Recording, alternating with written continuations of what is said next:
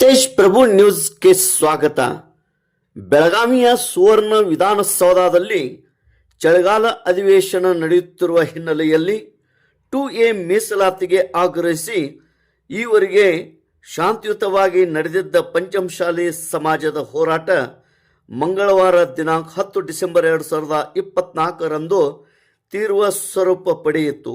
ಸುವರ್ಣ ವಿಧಾನಸೌಧಕ್ಕೆ ಮುತ್ತಿಗೆ ಹಾಕಲು ಯತ್ನಿಸಿದ ಹೋರಾಟಗಾರರ ಮೇಲೆ ಪೊಲೀಸರು ಲಾಠಿ ಚಾರ್ಜ್ ಮಾಡಿದ್ದು, ಪ್ರತಿಭಟನಾಕಾರರು ಕಲ್ಲು ಚಪ್ಪಲಿ ತೂರಾಟ ನಡೆಸಿದರು.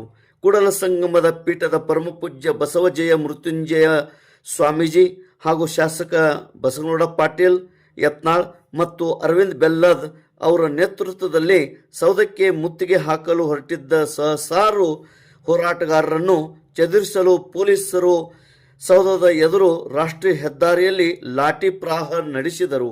ಪಂಚಮಸಾಲಿ ಆರ್ಭಟಕ್ಕೆ ಬೆಳಗಾವಿ ನಿಜವಾಗಿ ರಣಾಂಗಣ.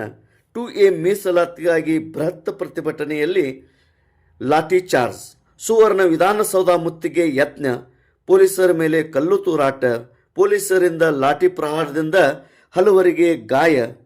ತೇಜ್ ಪ್ರಭು ನ್ಯೂಸ್, ಬೆಳಗಾವಿ.